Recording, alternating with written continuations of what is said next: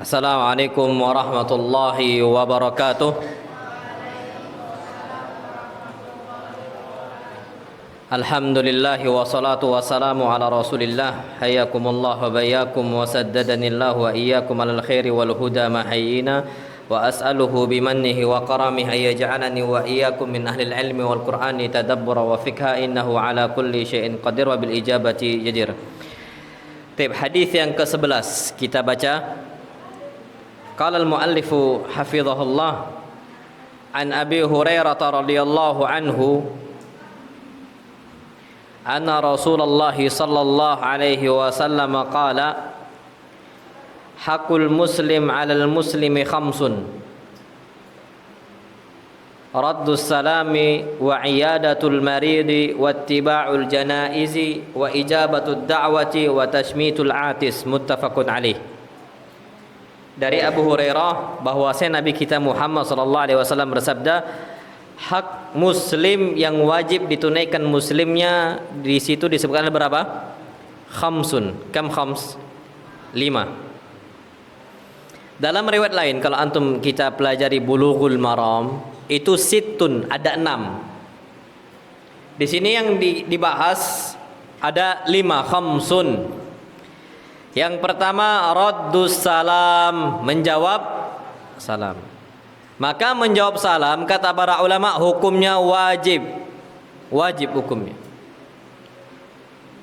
Kalau menebar salam hukumnya sunnah. Kita jumpa sama orang kita luan salam hukumnya sunnah. Tapi kalau ada orang salam ke kita, kita wajib apa? Balas.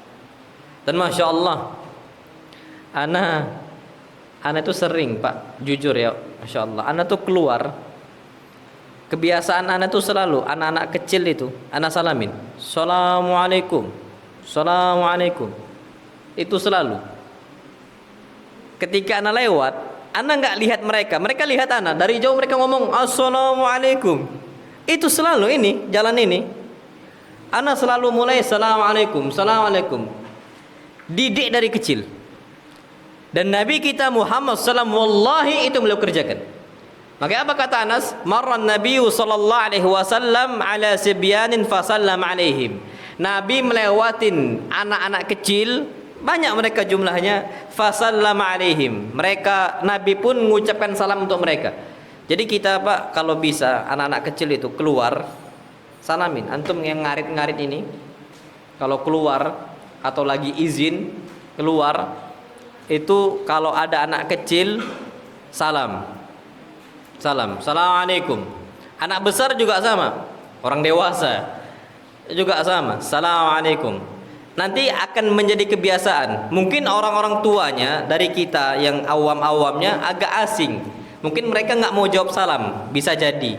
Cuman kalaupun mereka yang sudah tua nggak mau hidupkan sunnah itu, kita mulai dari apa? Anak-anak mereka. Makanya Masya Allah anak-anak kecil ini penting. Ana ingat salah seorang ustadz membangun bi'ah tauhid, lingkungan tauhid itu yang dimulai bukan orang-orang besar, anak kecil dari TPA. Dari TPA itu dimulai, akhirnya dari orang yang TPA, anak-anak TPA ini ngajarin bapaknya. Itu terjadi wallah. Akhirnya mereka ini sedikit demi sedikit tahu, terbentuklah bi'ah tauhid, lingkungan apa? Tauhid, dimulai dari TPA-nya, dan itu ngaruh, cepet ngaruhnya anak-anak kecil. Nah, wallahu alam bisawab. Jadi usahakan sering mengucapkan assalamualaikum. Yang dengar wajib apa? Jawab. Waalaikumsalam. Dan di sini alhamdulillah Pak, antum akan jumpain di sini itu bi'ah salam tuh sering. Anak keluar kantor ada orang santri ngomong assalamualaikum. Nanti jalan sebentar santri yang sini assalamualaikum. Jalan bentar lagi santri yang sana assalamualaikum. Dan itu selalu ada jawab Waalaikumsalam, Waalaikumsalam. Semakin banyak salam yang kita ucapkan dan salam yang kita balas, maka semakin banyak pahala yang kita dapatkan. Wallahu alam bisawab. Tapi yang kemudian yang kedua, wa iyadatul marid. Hak yang kedua wajib kita tunaikan, menjenguk orang sakit. Jadi kalau kita dapat kabar orang sakit, langsung jenguk. Langsung. Afwan akhi, fulan sakit. Ayo khair, ayo kita datang ke rumah sakit. Itu harus kayak gitu. Kenapa? Karena kita yang butuh pahala. Mereka nggak butuh untuk dijenguk kadang-kadang. Tapi kita yang butuh apa? Pahala. Mungkin orang yang sakit takut ngerepotin, takut memberatkan, takut membebankan, mungkin. Tapi kita tahu kabar itu datang. Kenapa? Yang kita harapkan dari Allah pahala. Wa iyadatul marid. Taib. Kemudian wattiba'ul janaiz. Mengiringi apa? Jenazah. Mengiringi jenazah. Nanti kita akan sebutkan nanti setelah ini mengiringi jenazah insyaallah. Wa ijabatud da'wah, dan memenuhi undangan. Undangan walimah nikah wajib kita penuhi.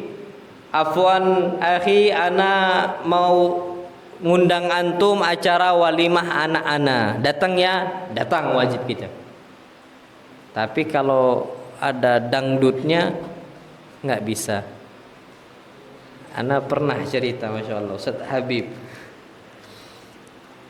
Habib ini Masya Allah diundang untuk jadi pemateri acara walimah nikah. Ketika udah datang nih, udah nyampe tempat parkirannya, rupanya musiknya kencengnya Masya Allah. Ustaz Habib langsung pulang lagi, nggak jadi. Ditelepon sama ya ikhwah itulah, ikhwah yang punya acara. Ustaz, kenapa nggak datang? Afwan, ana kan sudah ngasih syarat ke antum. Ana akan datang kalau seandainya tidak ada musik. Antum ternyata nggak memenuhi syarat itu, ana nggak bisa. Itu Pak, betul sikapnya. Kenapa? Karena kalau seandainya kita ikuti undangan itu, kata Allah, innakum idzam mithluhum. Dosa kita sama dengan dosa mereka. Berarti kita ada persetujuan untuk mendengarkan apa? Musik. Makanya hati-hati di situ. Jadi jangan sampai memenuhi undangan yang ada maksiat.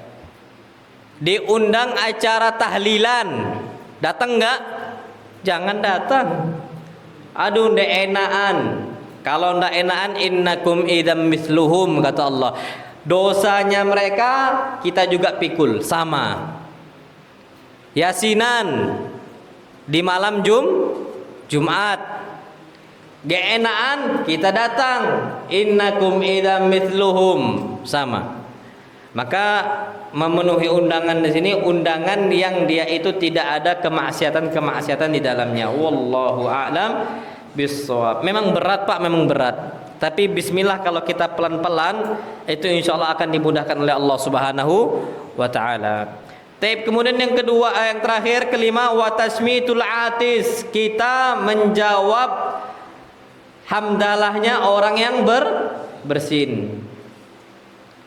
Makanya disebutkan oleh Nabi SAW, kalau ada orang bersin yang mengucapkan alhamdulillah, faqulu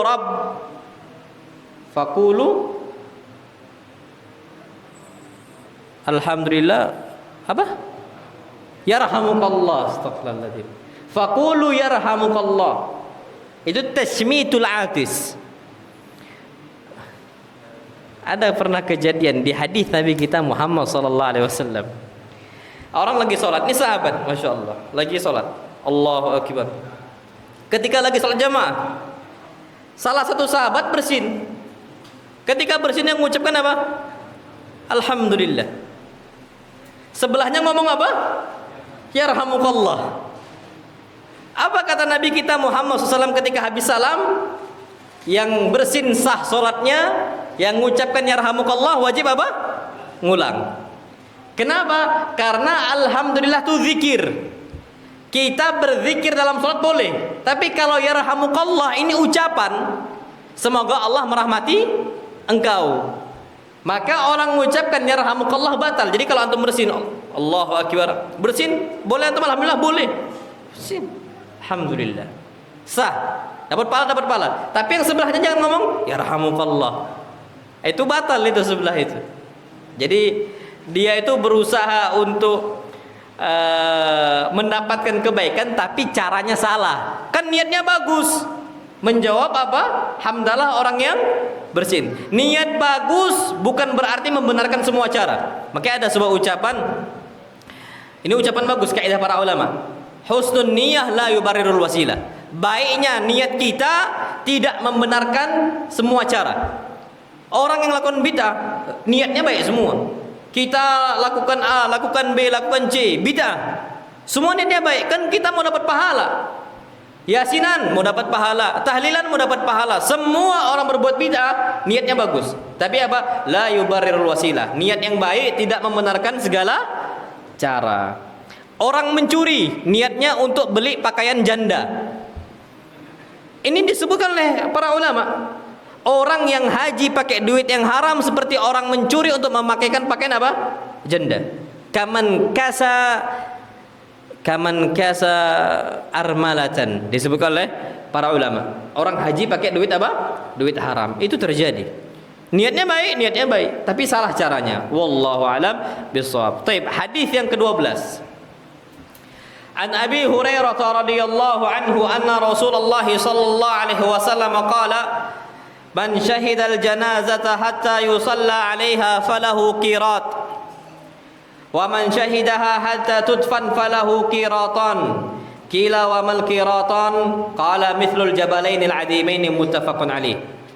Dari Abu Hurairah bahwasanya Nabi kita Muhammad sallallahu alaihi wasallam bersabda, barang siapa yang menyaksikan jenazah hatta yusalla 'alaiha, sampai dia salat jenazah, falahu qirat, maka dia mendapatkan pahala 1 qirat. Dan yang kedua, waman syahidaha hatta tudfan, yang dia itu menyaksikan jenazah sampai dikuburkan, dia dapatkan 2 qirat. Dan wallahil adzim, jadilah orang yang baik sama manusia manapun. Ana yakin pahala itu besar dan insyaallah orang yang sholatin kita itu banyak. Syekh Abdul Aziz ibn Abdullah bin Baz, kalau antum buka di YouTube, ketika disolatkan jenazah beliau di depan Ka'bah, itu banyaknya Masya Allah yang sholatin beliau rahimahullah. Sampai jenazah itu tuh jalan, saking banyaknya, gak bisa digotong jalan tuh gak bisa. Jadi dibawa kayak gini, saking banyaknya orang. Antum cek di YouTube Syekh bin Baz rahimahullah. Jadi diantarnya itu saking banyaknya orang, jutaan orang. Bahkan ketika itu Raja Saudi mengatakan orang yang belum bisa hadir ke Ka'bah untuk nyolati Syekh bin Baz, dia sholat ghaib, perintah dari Malik, dari Raja ketika itu. Antum cek di YouTube tuh sholat jenazahnya Syekh bin Baz, itu sampai Masya Allah saking banyaknya. Sedangkan orang yang meninggal dan jenazahnya disolati 40 orang yang bertauhid, apa kata Nabi kita Muhammad SAW? Idza mata rajulun muslimun fasalla ala janazatihi 40 rajulan la yusyrikuna billah. Tidaklah seorang muslim meninggal kemudian jenazahnya disolati oleh 40 orang muslim yang tidak berbuat syirik. Syaratnya muslim enggak berbuat syirik. 40 tapi semua datang ke dukun, enggak sah. 40 orang sholatin jenazah kita, ternyata mereka datang ke Puyang, enggak sah. Datang ke Puyang kalau untuk doain enggak apa-apa. Ini datang ke Puyang minta doa, minta berkah, minta rezeki, enggak dapat keutamaan ini. Nah, orang 40 orang ini kalau sholatin jenazah kita, apa kata Nabi kita Muhammad SAW? Syafa'ahumullahu fi. Allah kasih izin 40 orang ini ngasih syafaat untuk dia. Orang Masya Allah fajir, maksiatnya banyak tapi enggak mengeluarkan dia dari agama Islam. Dia zina, dia minum khamr, dia na'udzubillah. Ternyata disolatin sama 40 orang saleh yang enggak berbuat syirik, kecuali Allah kasih izin 40 orang ini ngasih syafaat. Masya Allah. Makanya kalau bisa jadi dekat dengan orang-orang saleh, minimal dekat di masjid. Ana yakin kalau kita rajin ke masjid, meninggal kita, ana yakin didatengin kita tuh, dibawa ke masjid, disolatin. Yakin wallahil adzim. Tapi kalau orang nggak kenal kita di masjid, susah. Orang mau datang pun agak males biasanya. Maka jadilah orang yang dekat dengan apa? Masjid. Taib 2 qirat itu apa? Mithlul jabalainil azimain, seperti 2 gunung yang besar. Disebutkan dalam riwayat gunung apa? Uhud. Gunung Uhud. Wallahu a'lam bishawab. Hadis yang ke-13. An Abi Hurairah radhiyallahu anhu qala ma'aban nabiyyu sallallahu alaihi wasallam ta'aman qattu in ishtahahu akalahu wa in karihahu tarakahu muttafaqun alaih. dari Abu Hurairah bahwasanya Abu Hurairah mengatakan, ma'aban Nabi sallallahu alaihi wasallam ta'aman qattu. Nabi sallallahu alaihi wasallam tidak pernah mencela makanan, enggak pernah. Tiba-tiba ada santri ngeluh, enggak enak masakan bude. Itu bukan ala minhajin nubuwah. Ngeluh, aduh bi, makanan masakan bude ini enggak enak. Ana walhamdulillah dulu enggak pernah ngomong itu. Dulu itu masuk di Imam Bukhari, makanan tuh masih aduh, tahu tempe, dapat lauk pun pernah nggak dapat gara-gara kehabisan sama santri yang lain, cuman pakai nasi sama sambal. Itu pernah kejadian. Sedih. Nggak pernah mencela, nggak pernah ngomel. Tiba-tiba anak sekarang naudzubillah, anak setahu anak makanan di bude sekarang tuh udah enak semua. Tiba-tiba masih ada ngeluh nggak enak. Hada laysa ana min hajin nubuwah. Ini tidak di atas metode akhlak Nabi kita Muhammad sallallahu alaihi wasallam. Pulang ke rumah lagi liburan, dimasakin uminya, apa yang dimasak dimakan.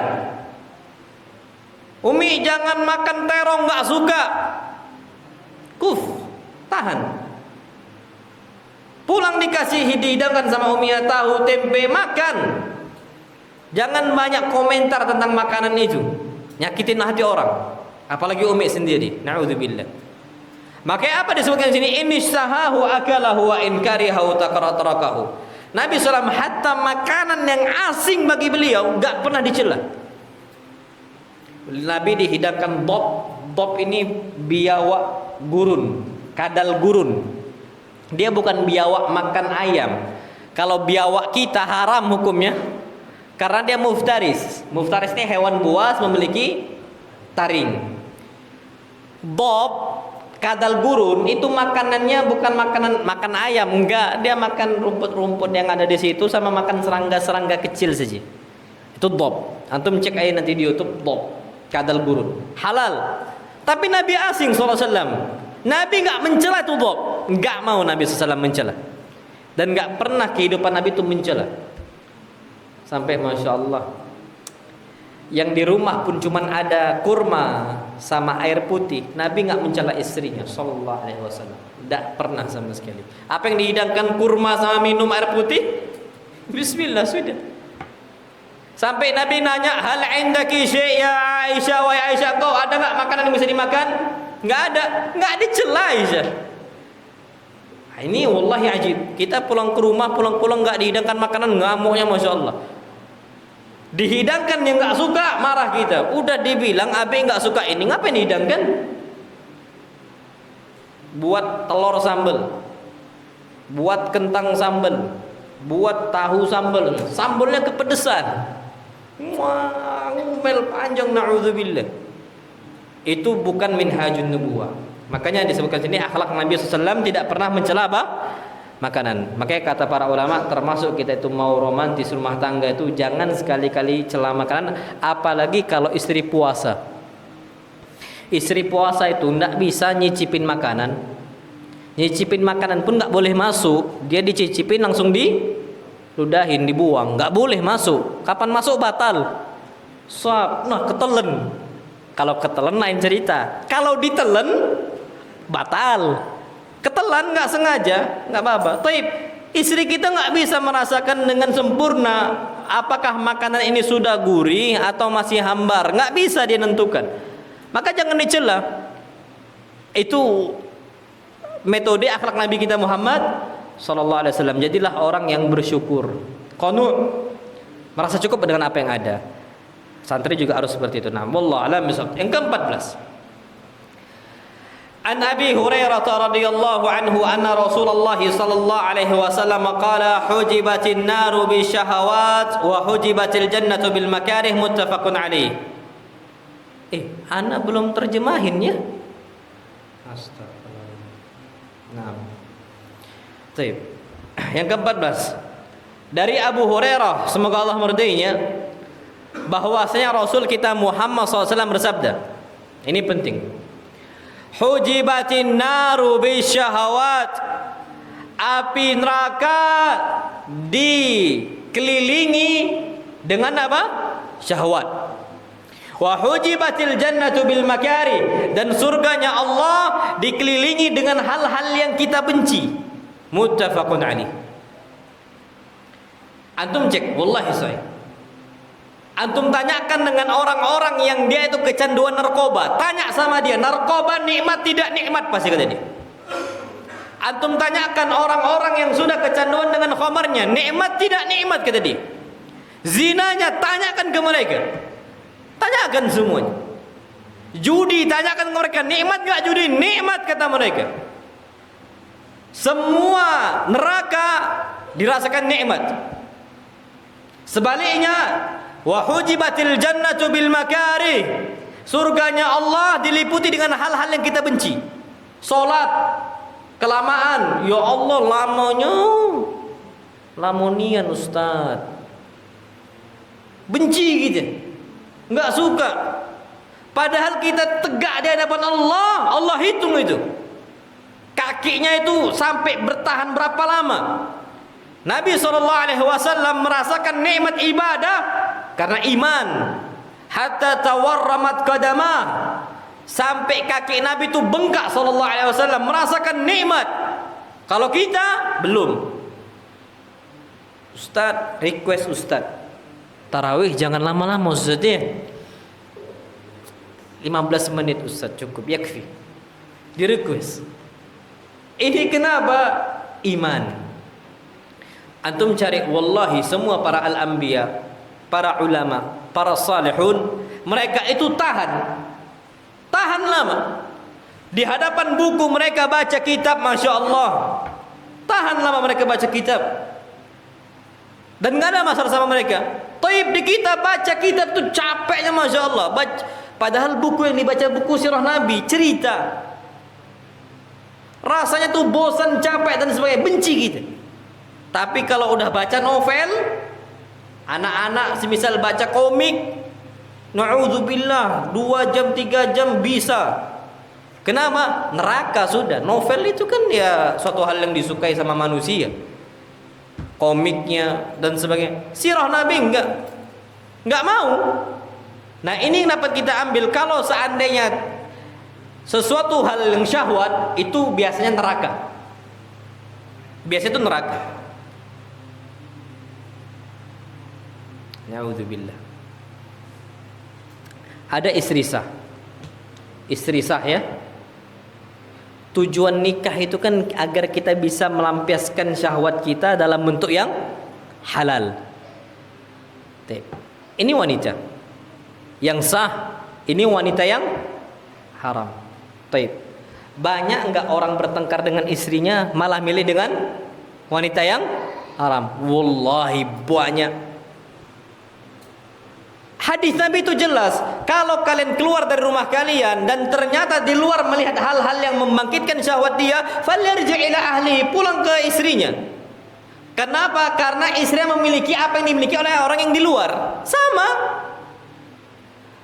Orang di luar memiliki tubuh yang seperti itu, istri kita juga punya. Tapi kenapa kita lebih nyaman sama yang haram? Itu gara-gara syahwat, jalan neraka. Selesai. Bisa begadang di kafe, tapi tak bisa begadang di masjid. Dan itu terjadi di mana-mana, na'udzubillah. Makanya kalau kita masih menyukai hal-hal dalam bentuk syahwat, itu harus diwanti-wanti, jangan sampai kita seperti itu. Contohnya saja ya, dengar kajian, buka YouTube Ustadz Syafiq Basalama, Ustadz Khalid Basalama semisal, tekan tab, lihat YouTube, ngantuk. Kalau nonton TV bisa dia itu mentereng matanya. Kenapa? Satu haram, satu halal, pahala. Satu maksiat, satu pahala. Itu terjadi di mana-mana. Makanya kalau seandainya kita itu masih ngantuan ketika dengar kajian, ini harus hati-hati. Wallahu alam bissawab. Baik, hadis yang ke-15. An Abi Hurairah radhiyallahu anhu anna Rasulullah sallallahu alaihi wasallam qala idza qulta li sahibika yaumal jumu'ati ansit wal imamu yakhutub faqad laghaut. Muttafaqun alaih. Ini sering kita dengar di hari Jumat di masjid-masjid awam. Siapa? Bilal, apa namanya? Maju ke depan, idza qulta li sahibika yaumal jumu'ati ansit wal imamu yakhutub faqad laghaut. Gitu kan?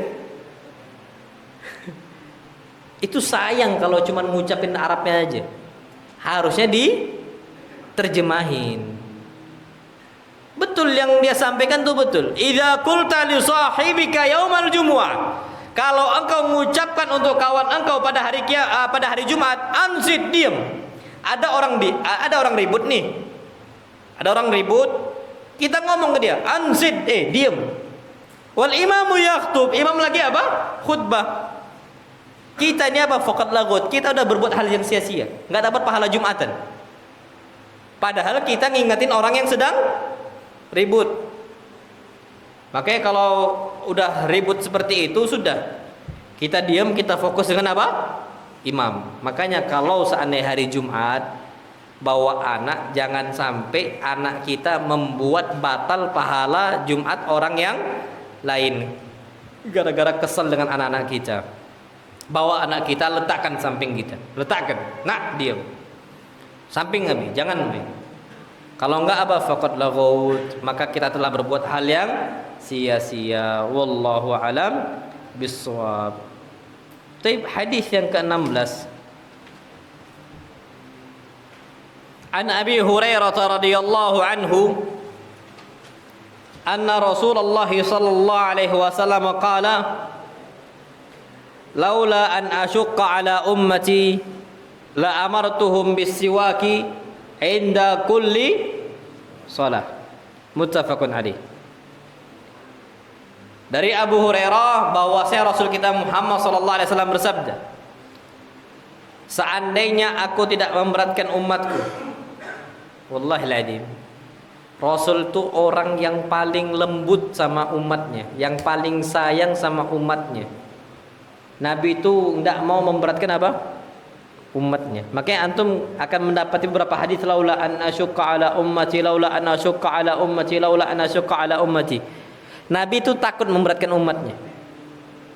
Apa kata beliau? La amartuhum bisiwaki inda kulli shalah. Niscaya aku perintahkan mereka untuk bersiwak setiap kali apa? Salat. Muttafaqun alaih. Riwayat Bukhari dan Muslim. Kenapa kita diperintahkan untuk bersiwak setiap kali sholat?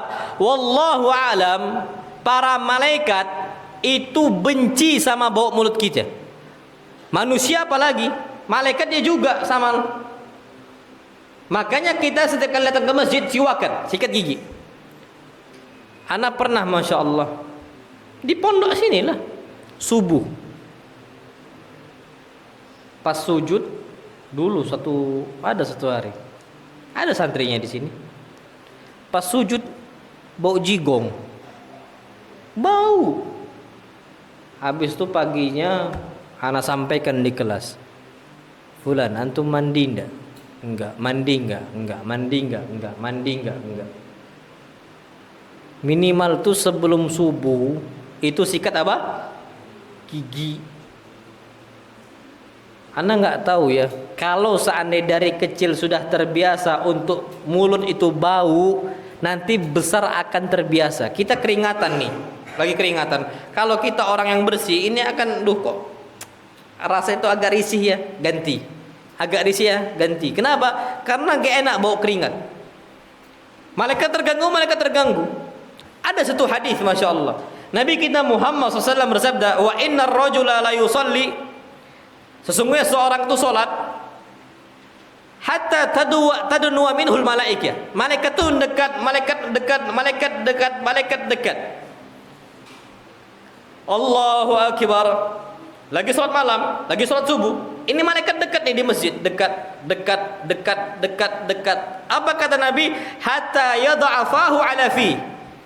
sampai malaikat itu meletakkan rongga mulutnya di rongga mulut kita. Itu untuk orang yang mulutnya wangi. Aman bau, nggak akan bakal didekati sama apa? Malaikat. Pasti malaikat jauh. Makanya orang yang bau mulut ketika sholat, dia akan tidur, akan sholat tuh nggak khusyuk, tidur. Kenapa? Malaikat tuh nggak datengin dia, bawaannya ngantuk. Dia nggak segar mulutnya. Malaikat tuh nggak deket sama dia. Yang deket siapa? Syaitan. Kalau setan tuh bau jigong suka dia. Bau jigong, bau bangke, bau darah, bau busuk, seneng syaitan. Antum lihatlah dukun, itu terus dikasih bangke, kasih darah. Kenapa? Karena untuk memuji syaitan. Dan bahkan ada salah satu ikhwah cerita sama anak, Ustadz, dulu abi ana itu sampai ngobrol dialog sama jin. Rumah khusus kamar, nggak boleh ada yang masuk, satu pun nggak boleh ada yang masuk. Khusus sama dia, nggak boleh ada lampu, gelap, bau. Sampai dia bilang, saya lihat orang tua saya itu dialog sama syaitan, sama jin, ngomong. Itu na'udzubillah, caranya dikasih bau-bau yang nggak sedap. Nah, itu terjadi, na'udzubillah. Makanya kalau bisa jadilah orang yang bersih. Nabi SAW tuh lagi puasa, beliau SAW kata para sahabat, kunna naran nabiyya sallallahu yastaqu wa huwa sha'im ala nuhsi. Kami lihat Nabi SAW bersiwak, saking banyaknya kami nggak bisa hitung. Beberapa kali. Itu lagi puasa. Kayak salah orang ketika puasa malah nggak sikat gigi. Bangun siang kailula, aduh. Pulanglah kita semisal ambil sikat gigi. Jangan sampai nggak sikat gigi. Apalagi antum i'tikaf ini kan, siang tidur. Kalau i'tikaf tuh Pak dibalik, siang itu istirahat, malam itu apa? Kita hidupkan. Dibalik. Jadi aktif tuh di malam. Karena untuk mendapatkan malam Lailatul Qadar. Siangnya istirahat. Tapi pas siang istirahat, kalau udah sampai ngences, sudah sikat gigi. Nggak ngences pun sikat apa? Sikat gigi. Nah, wallahu alam bissawab. Baik, hadis yang ke-17.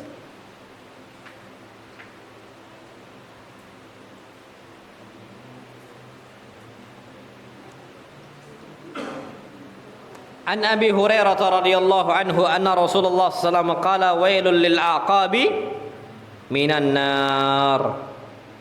Dari Abu Hurairah semoga Allah meridainya bahwa Rasul kita SAW bersabda, neraka wail atau celaka, atau wail itu wadin fi jahannam, lembah di neraka jahannam. Lil aqab, untuk tumit-tumit yang tidak terkena air wudu ketika berwudu. Minan nar, diancam dengan api neraka. Masya Allah. Coba antum lihat. Ini orang mau ibadah, lagi wudu, malah dikasih azab. Gara-gara tidak sesuai dengan sunnah Nabi kita Muhammad sallallahu alaihi wasallam. Jadi ibadah tuh jangan sampai naik dewe. Wudu hidupan keran, sap. Sininya nggak kena, sininya nggak kena. Ada santri gitu, kaki lah dicuci harus kena. Kalau nggak kena ancaman ini, neraka wail, celaka untuk tumit-tumit tidak terkena air wudu. Sikut juga sama. Dan masya Allah tabarakar rahman, ana sering lihat orang-orang awam kapan istinsyak, mereka ngira nyuci hidung.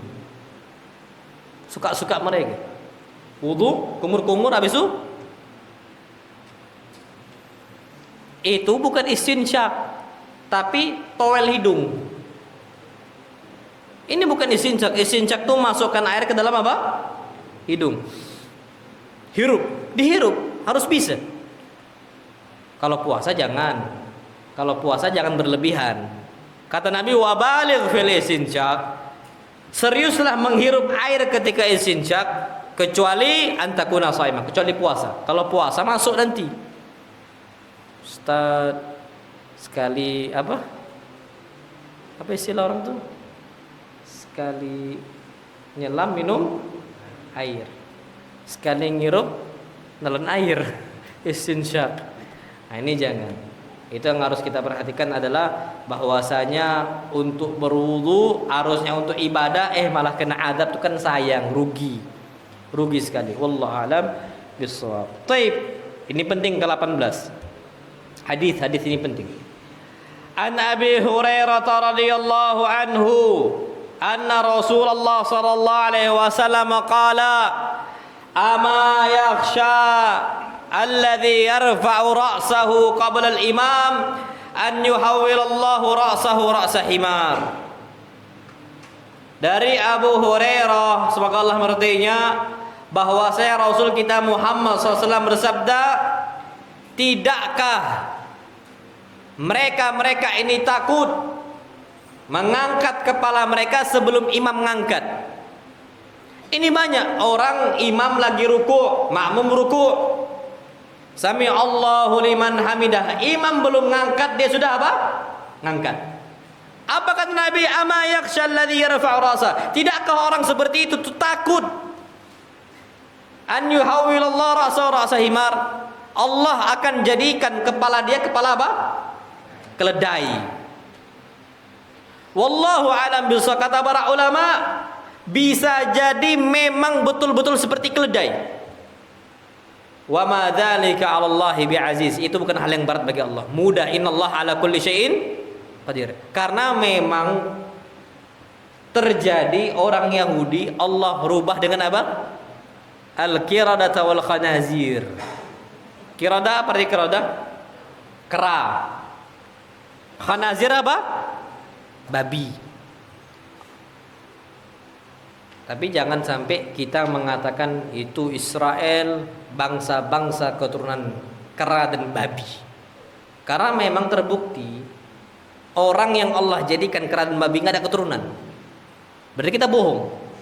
Kalau memang betul ada keturunannya, kita ngomong kamu tuh keturunan apa? Babi. Udah, nggak usah banyak tingkah. Tapi ternyata mereka ini yang Allah rubah jadi kera dan babi tidak memiliki apa? Keturunan. Jadi kita nggak bisa mengatakan keturunan kera dan babi karena kita berbohong.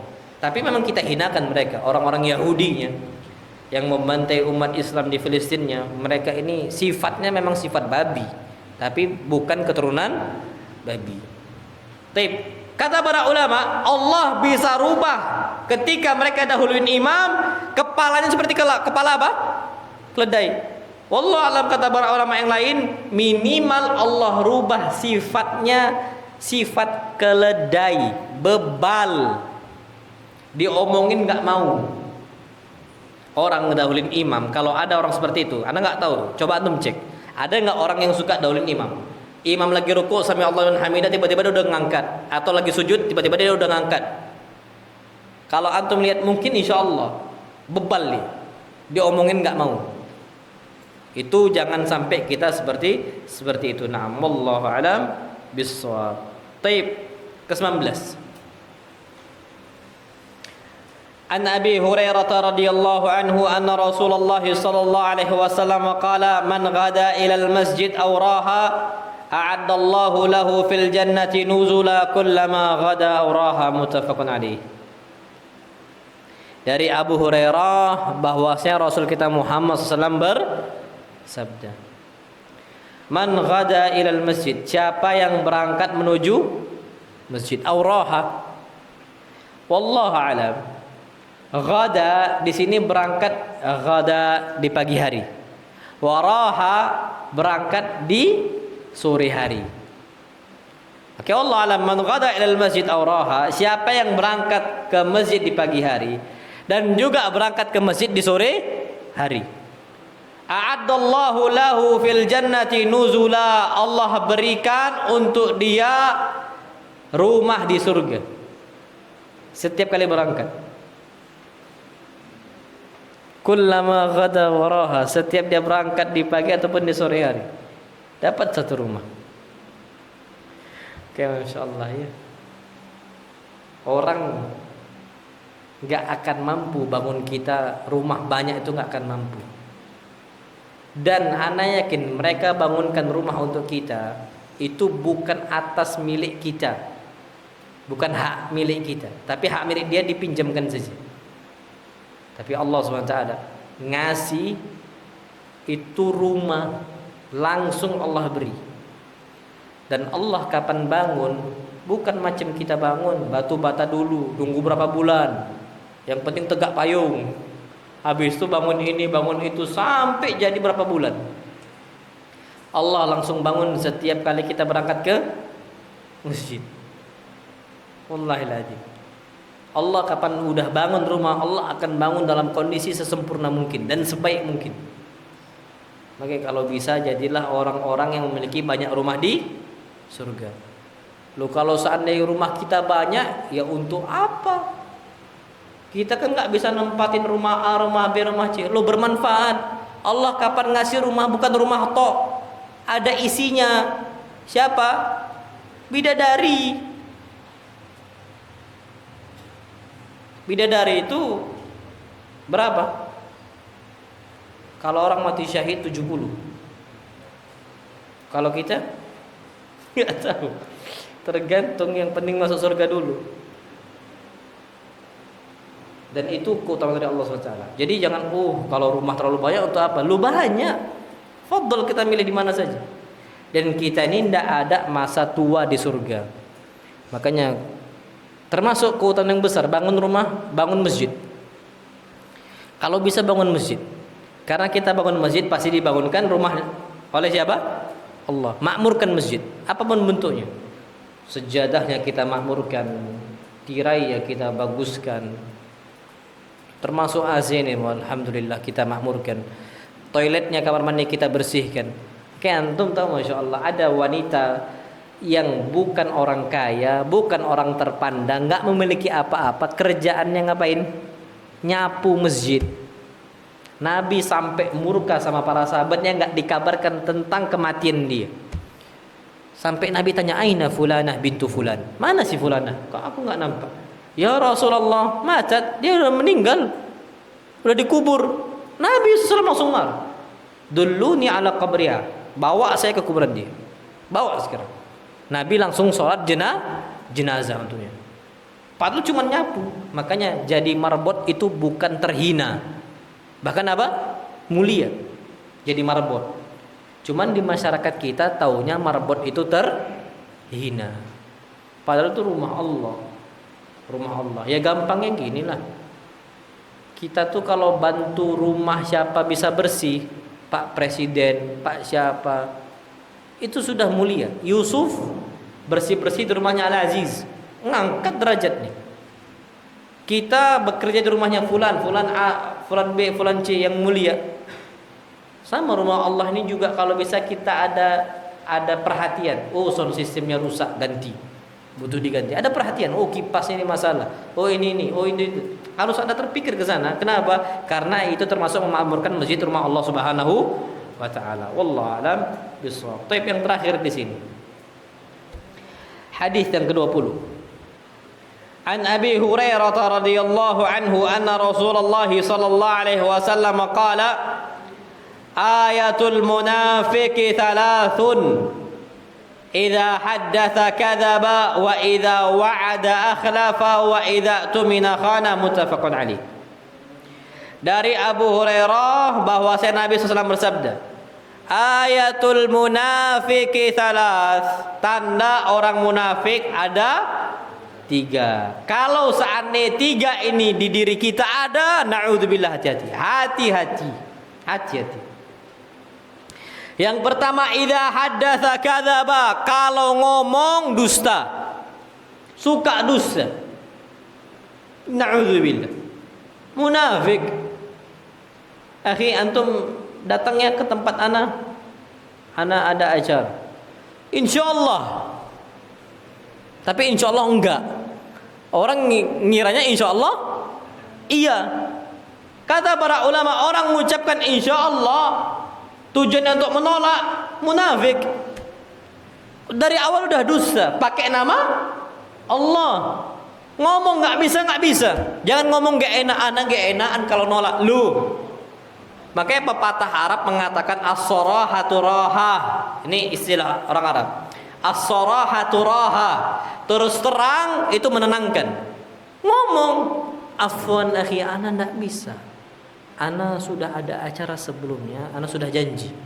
Ngomong. Jangan bilang insyaallah. Kenapa tuh enggak datang? Aduh, ana enggak bisa. Cuman ngomongnya enggak enak. Inilah Indonesia ini, masyarakatnya kebanyakan tidak enakan, basa-basi. Makan nasi, lagi makan, ada orang lewat, "Akhi, ayo makan." Siap kata dia. Pas makan, banyak juga dia makan nih. Basa-basi, nawarkan sudah. Kalau datang orang senang kita, harusnya gitu. Jangan ada sikap bukhul bakhil atau apa, naudzubillah. Santri ini juga sama. Jangan gak enakan. Buka biskuit, balik gudang. Lemari kan ditutup, ada sekat untuk gudang ember dan sebagainya. Makan diam-diam. Kenapa? Gak enakan sama yang lain. Lu fadl dibagikan. Antum, ayo makan. Itu harus kayak gitu. Jangan sampai gak enakan. Ini sikap orang Indonesia. Terbuka saja ngomong. Jangan sampai gara-gara gak enakan akhirnya kita berdusta. Idza haddatsa kadzaba. Kalau ngomong tuh sukanya dusta. Apa kata Nabi sallallahu alaihi wasallam? Wa innar rajula la yakdzibu wa yataharral kadhiba hatta yuktab 'indallahi kadzdzaba. Seseorang sekali dusta, nanti untuk nutupi dusta ini dia akan dusta lagi. Wa yataharral kadzib, akhirnya kebiasaan untuk apa? Dusta. Hatta yuktab 'indallahi kadzdzaba, sampai ditulis oleh Allah sebagai kadzdzab, pendusta. Dajjal itu dinamakan Dajjal. Kenapa? Kadzdzab, pendusta. Dajjal banyak omong. Dajjal tuh orang manusia banyak ngomong. Saya ini Tuhan. Kalau memang Tuhan, matanya nggak akan picek. Loh, mata kita dua aja sempurna. Dia ngaku Tuhan, mata satu picek. Tuhan dari mana? Makanya kata Nabi, wa inna rabbakum laisa bi'awar. Ingat kalau kalian jumpa Dajjal, ingat tanda dia. Tandanya itu matanya picek. Wa inna rabbakum laisa bi'awar, dan Tuhan kalian tuh enggak akan picek matanya. Berarti Allah ada mata. Nah, Dajjal itu bukan bermata satu, matanya dua tapi satu picek. Satu tuh matanya keluar kayak anggur. Satu sempurna kayak manusia. Bukan yang digambar mata satu itu bukan. Itu majalah-majalah zaman dulu gambarkan Dajjal. Dajjal tuh matanya dua, cuman satunya apa? Picek. Banyak omong Dajjal tuh. Tapi banyak percaya, banyak. Lu sekarang ustadz dukun ngaku ustadz, banyak nggak ngikut? Banyak. Pak Ustaz jadi imam di masjid, dukun jadi imam, modal sorban jadi imam, banyak ngikutin. Oh, kamu kalau mau sembuh, saran dari saya sembelih ayam hitam. Sembelih ayam apa? Hitam, sembelih taruh di pohon ini, pohon itu. Nanti sembuh. Itu dukun nih ngomong. Ada yang mau beli, nyari kambing hitam jantan. Tapi hitam pekat, anak punya. Untuk apa kok nyari jantan hitam pekat pula? Rupanya untuk menyembuhkan penyakitnya. Iya. Enggak bisa. Enggak jual. Masih ada tuh kambing di situ. Jantan hitam. Di sini ada enggak kayak gitu keyakinan? Untuk menghilangkan penyakit. Dia ngomong, lu ini ngawur. Na'udzubillah. Dan ini kebiasaan orang-orang yang kalau kita ngomong tuh ya, nggak apa-apalah, mumpung dapat untung.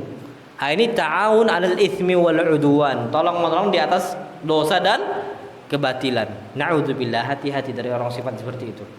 Maka kita harus menjadi orang yang meluruskan umat.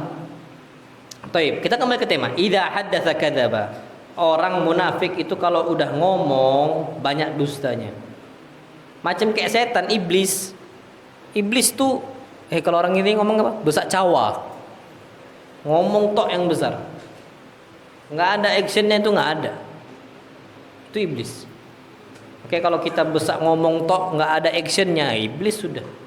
Minimal bala tentaranya iblis. Wa idza wa'ada akhlaf. Kalau udah janji ingkar.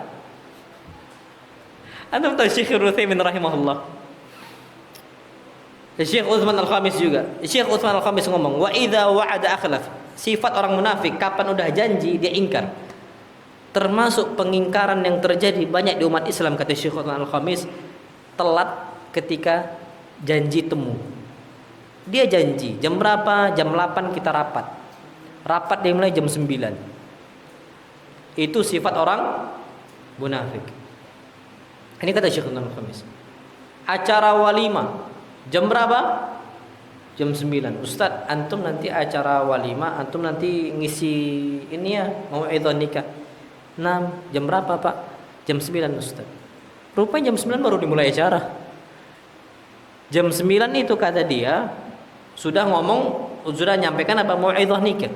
Itu terjadi di mana-mana. Sampai di negara kita kalau acaranya jam 9 dibuat jam 8 ditulis.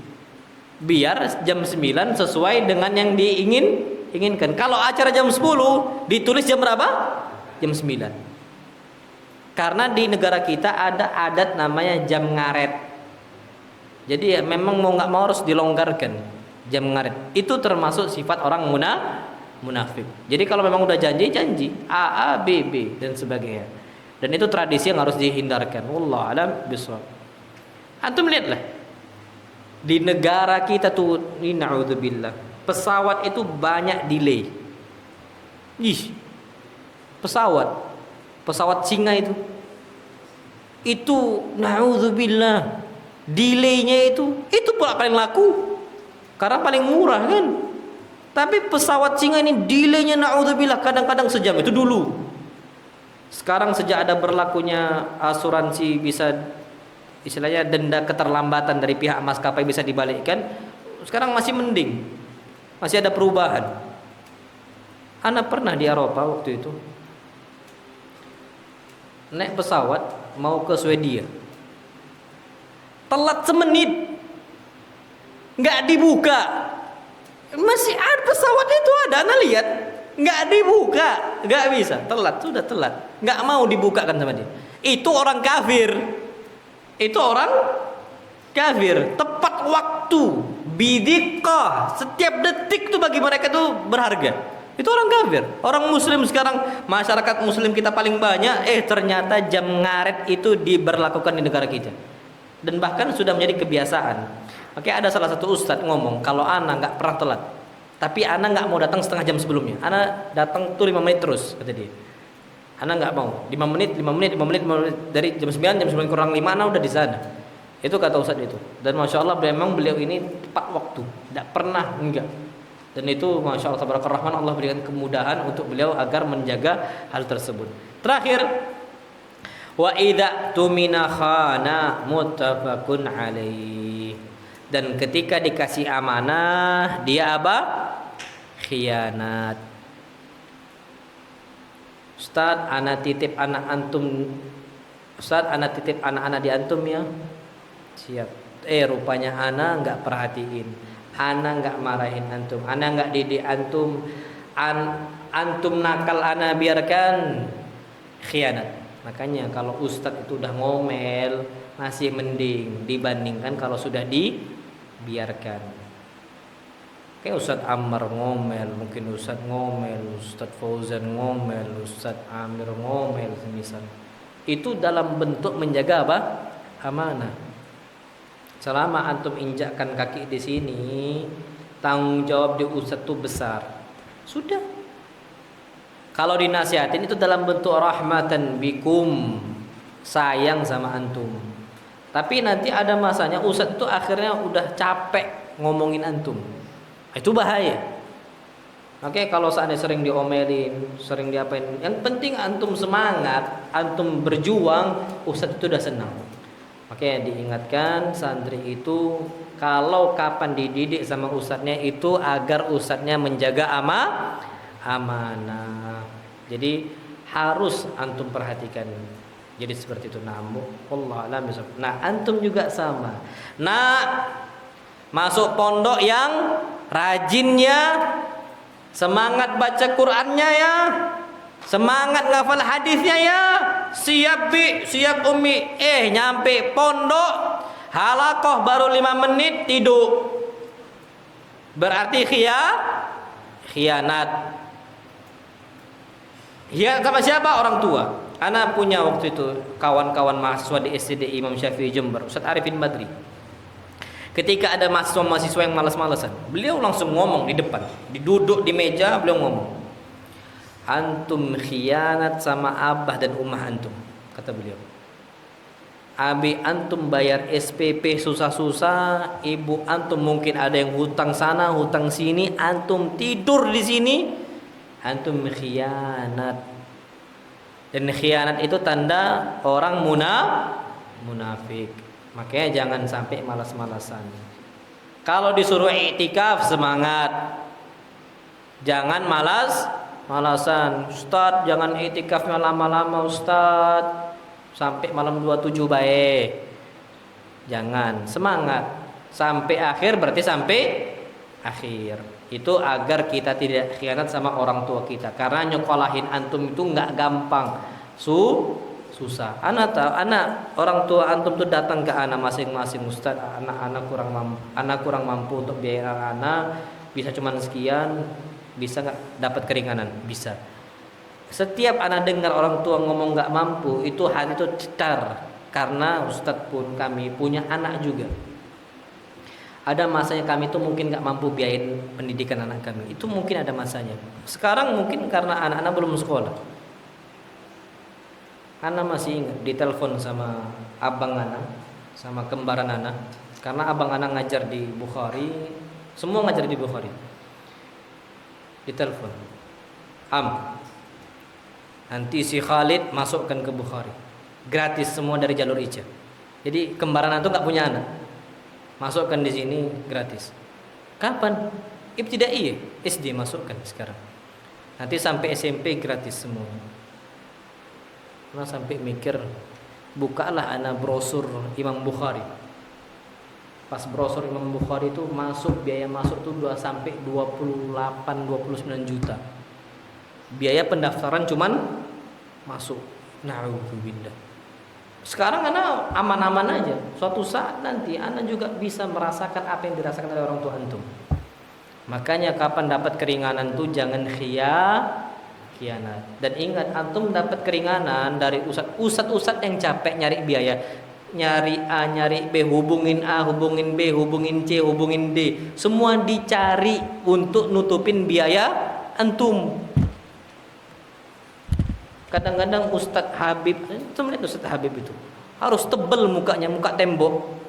Kenapa? Minta tuh malu wallahi. Tiba-tiba antum khianat sama Ustadz sendiri.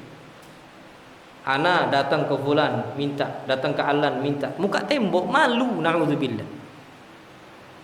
Makanya jangan sampai untuk nutupin biaya antum biar semangat, malah antum malasan. Jadi seperti itu. Jadi harus semangat. Iktikaf ini waktu kita berubah, bulan Ramadan waktu kita untuk berubah, la'allakum tattaqun, agar kita bertakwa kepada Allah. Insyaallah pada pertemuan berikutnya kita lanjut ke hadis yang ke-21. Wa sallallahu nabiyana Muhammad subhanakallahumma wa bihamdika asyhadu an la ilaha illa anta astaghfiruka wa atubu ilaik. Assalamualaikum warahmatullahi wabarakatuh.